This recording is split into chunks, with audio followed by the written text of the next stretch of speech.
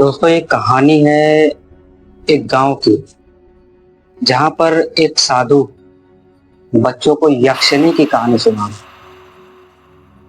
कि वो बता रहा होता है कि यक्षिणी बहुत ही ज्यादा खूबसूरत होती है।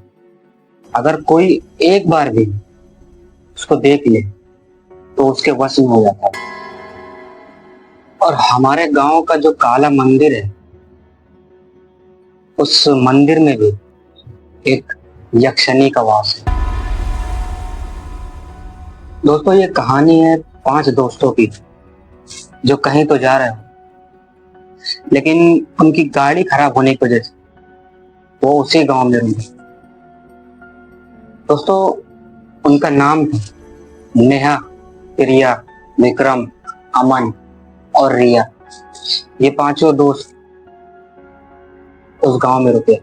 दोस्तों ये लोग जैसे ही गांव में पहुंचते हैं तो वहां एक बूढ़ी औरत इनको पहले ही बता देती है कि पूरे गांव से लगकर एक जंगल है, वहां पे एक काला मंदिर है जहां पे एक यक्षिणी का वास। कुछ भी हो जाए लेकिन उस जंगल में मत जाना, ना उस मंदिर में जाना, क्योंकि आज तक जो भी उस जंगल में या उस मंदिर में गया है वो कभी लौट कर वापस नहीं आए। दोस्तों ये लोग जब उस बूढ़ी औरत की बात सुन ही रहे होते हैं, तभी प्रिया को उसके कान में ना एक आवाज आती है, और वो आवाज को जैसे ही फॉलो करते हुए देखती है तो सड़क के किनारे उसको एक औरत दिखाई देती है सफेद साड़ी में। और ऐसा लग रहा होता है कि जैसे वो इसको बुला रही है। ठीक है, तो ये चल के वहां तक जाती तो है, लेकिन जैसे ही वो वहां पे पहुंचती है वो औरत वहां से गायब होती है। और ये फिर वापस आती है तो अमन को बताती है कि यार अमन, मैंने किसी को तो वहां पे देखा था, कोई औरत थी वहां पे खड़ी थी और मेरे को बुला रहे थे। जैसे ही मैं वहां पे वापस गई तो वो गायब हो गई। तो अमन बोलता है कि नहीं ऐसा कुछ नहीं, तेरा वहम होगा। तो ये बोलती है हाँ ठीक है, शायद मैं थक गई हूँ, इसके लिए शायद मेरा वहम होगा। दोस्तों इतने में ही विक्रम बोलता है कि चलो चलो देखते हैं चल के कि वो काला मंदिर कहाँ है और क्या है वहां पे। तो इन सब में नेहा जो होती है वो बहुत ज्यादा डरी हुई है, बोलती है कि यार पागल हो क्या तुम लोग ने, अभी अभी वो बूढ़ी औरत ने क्या बोला है कि वहां पे जो भी जाता है वो कभी वापस नहीं आता, और तुम लोग वहीं पे जाने की बात कर रहे हो। तो ये लोग क्या करते हैं कि कैसे कैसे करके, मतलब कुछ भी बोल बोल के इस नेहा को मना लेते हैं, और ये सब लोग का प्लान बन जाता है कि हम लोग वहां पे जाएंगे। और ये लोग तो जंगल से निकल कर तो काले मंदिर के पास पहुंचते हैं। दोस्तों मंदिर का जो गेट है, ये लोग जैसे वहां पे पहुंचते हैं तो उस गेट पे पुराने, बहुत ही ज्यादा पुराने खून के दाग और धब्बे लगे हुए। नेहा वैसे ही बहुत ज्यादा डर रही थी और ये देखने के बाद वो और ज्यादा डर जाती है। तभी रिया यक्षिणी की कहानी सुनाने लगती है और वो बोलती है कि खतरनाक और खूबसूरत क्या ही कॉम्बिनेशन ढूंढा है गांव वालों ने लोगों को बेवकूफ बनाने का। बेसिकली ये ना गांव वालों का मजाक उड़ाती है, मतलब उनकी बातों को झूठा साबित करना चाहती, मतलब ये लोग झूठ बोल रहे हैं, ये अफवाह है। तभी दोस्तों विक्रम कुछ नोटिस करता है कि प्रिया की जो आंख है वो 1 सेकंड के लिए तो ऐसा लग रहा जैसे चमक रही थी, और जस्ट 1 सेकंड में ही वो खत्म हो गई चमक। वो विक्रम तो इग्नोर करता है कि हो सकता है शायद कोई लाइट वाइट पड़ी होगी, इसके लिए वो छोड़ देते हैं। लेकिन दोस्तों जो प्रिया होती है वो बहुत ही ज्यादा गुस्से से रिया की तरफ देख रही होती है। उसको जैसा ऐसा लग रहा था जैसे वो उसकी बात से बिल्कुल भी खुश नहीं थी, मतलब जो वो उसका मजाक उड़ा रही थी यक्षिणी का। लेकिन दोस्तों विक्रम कुछ बोलता नहीं, वहां पे इग्नोर करता है टोटली, कि हो सकता है शायद बहुत ज्यादा थक गई होगी इसके लिए ऐसा बिहेव कर रही होगी। और तभी प्रिया को फिर से एक बार वही हल्की आवाज फिर से सुनाई देती है, मेरे पास आओ। लेकिन दोस्तों वो डरने के बजाय वो उस आवाज को और ध्यान से सुनने लगती है। तभी दोस्तों नेहा उसको देखती है और बोलती है कि प्रिया तो ठीक है। बोले हाँ मैं ठीक हूँ, लेकिन मैं थोड़ा सा ज्यादा थक गई हूँ, इसकी वजह से शायद मेरे साथ ऐसा हो रहा है। मुझे अजीब अजीब सी आवाजें सुनाई दे रही हैं। लेकिन दोस्तों एक अजीब सी बात होती है, चिड़िया का जो चेहरा होता है ना, वो उनके दोस्तों को कुछ अजीब सा लगता है। मतलब रोशनी जब उसके चेहरे पर पड़ रही होती है, कुछ अजीब सा, थोड़ा सा अलग सा चेहरा लगता है वो लोग को। और ये सब कुछ हो ही रहा होता है कि तभी नेहा जो होती है, उसको इन सब के पीछे एक बहुत ही ज्यादा खूबसूरत सी लड़की दिखाई देती है। वो एक सेकंड के लिए उसकी आंख में आंख डाल के देखती है और बिना कुछ बोले वो सीधा उसके पास जाने लगती है, चल के।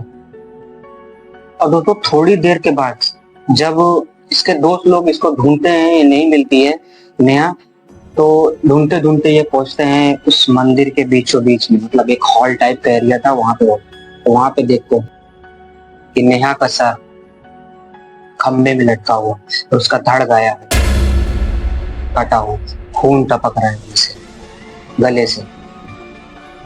और दोस्तों तभी प्रिया जो होती है जोर जोर पे चीख मार के रोने लगती है। और जितने भी इसके बाकी के जो दोस्त लोग होते हैं, ये इसको चुप कराने के लिए, शांत कराने के लिए जाते हैं। तभी रिया जो होती है वो कुछ नोटिस करती है। वो रिया का ऐसा हाथ पकड़ती है और देखती है कि ये क्या है। इसके हाथों पे दोस्तों खून लगा हुआ था। वो फटाफट से अपना हाथ छुपाने की कोशिश करती है। वो बोलती है कि शायद यहीं पे कहीं से लग गया होगा मुझे। तभी बाकी को दोस्तों को थोड़ा सा शक तो होता है प्रिया के ऊपर, लेकिन वो अमन जो होता है वो बोलता है कि छोड़ो यार, चलो फटाफट से निकलते हैं यहाँ से। और तभी मंदिर का गेट फटाक से बंद होता है और अब ये लोग उस मंदिर के अंदर बहुत बुरी तरीके से फंस चुके थे। और दोस्तों वहीं पास में एक आईना था, उसमें उस आईने में रिया को यक्षिनी का चेहरा दिखाई देता है, जला हुआ पूरा तरीके से। और ये जैसे ही उस चेहरे के साथ अपना आई कांटेक्ट मैच करती है, ये अपने पूरे तरीके से अपना होश खो देती और अपना हाथ उठाती है, अपने ही आंख में डाल के दोनों आंख बाहर निकाल। और वो दोस्तों मरने से पहले एक बात बोलती है, प्रिया तुझमें कुछ तो अलग है। और इतना ही बोलती उसका शरीर धड़ से नीचे गिर। तभी प्रिया बोलती है कि वो पागल हो गई थी। विक्रम कुछ बोल नहीं रहा होता है, लेकिन वो उसको बुरे तरीके से घूरे जा रहा। लेकिन फिर वो बोलता है कि अगर तू नॉर्मल है तो इतनी शांत क्यों? फिर सामने हमारे दोस्त की मौत हो रही है और तू इतनी ज्यादा शांत क्यों? ये कुछ बोलती नहीं, बस मुस्कुरा रही होती है। और ये मुस्कुराते हुए ही बोलती है कि डरने से क्या होगा। अब दोस्तों जो अमन है उसको भी प्रिया नॉर्मल नहीं लग रही थी पहले से, उसको भी अब थोड़ा थोड़ा सा इसके ऊपर शक तो होने लगा था। लेकिन अमन वो फिर से सब कुछ नॉर्मल करने के लिए बोलता है। हो सकता है शायद प्रिया शौक में हो कि हमारे दोस्त लोग की ऐसे ऐसी मौत हो गई है, तो पूरे तरीके से बात को फिर से नॉर्मल करता है। और दोस्तों तभी विक्रम के कानों में एक हल्की सी आवाज आती है, उसके माँ की। और दोस्तों उसके बाकी के दोस्तों को उसकी आवाज, की माँ की आवाज नहीं आ रही थी। वो लोग वहीं पे थे, लेकिन अब वो विक्रम को नहीं दिख रहे। वो बस आवाज की तरफ जा रहे बिना कुछ सोचे समझे। और दोस्तों जैसे ही ये उस आवाज को पीछे करते हुए एक जगह पे पहुंचता है, उसको सामने की तरफ उसकी माँ दिखती है और वो इसको अपने पास बुला रही है। ये जैसे ही चल के अपनी माँ के पास जाता है और ऐसा हाथ रखता है उनके कंधे पे, वो एक झटके में ऐसा मुड़ती है और सीधा इसके गर्दन पे दांत डाल पूरा खून चूस लेते हैं। असल में दोस्तों इसके साथ छलावा हुआ। सब लोग वहीं पे थे लेकिन इसको नहीं दिख रहे थे। और वो उसकी माँ नहीं थी, वो थी यक्षिनी जो उसके माँ के रूप में आई थी।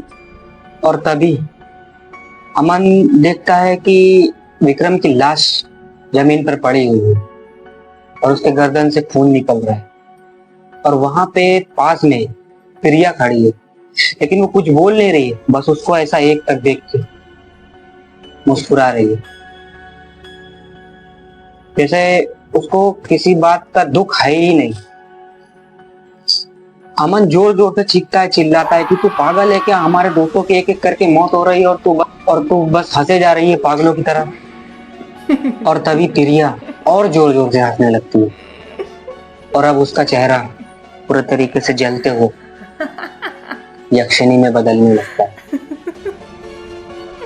और वो हवा में उठती है अमन के बिल्कुल सामने, और इतना स्पीड से बिल्कुल अमन के पास आती है, और अमन का ऐसा सर ऐसा पकड़ती है और सीधा घुमा देती है। अमन जगह पे एक वो कुछ सोच ही नहीं पाता कि इसके साथ हुआ क्या था। दोस्तों असल में क्या हुआ था कि जब प्रिया को पहली बार किसी की आवाज आई थी और प्रिया उसके पीछे गई थी आवाज के पीछे, तो वहां पर यक्षिणी ने प्रिया को तभी मार दिया था, और उसका ही रूप लेकर वो इन सब के बीच में थी, इनकी दोस्त बनकर। पूरे टाइम तक वो इनके साथ में रही और एक एक करके इसके दोस्तों को मारती गई।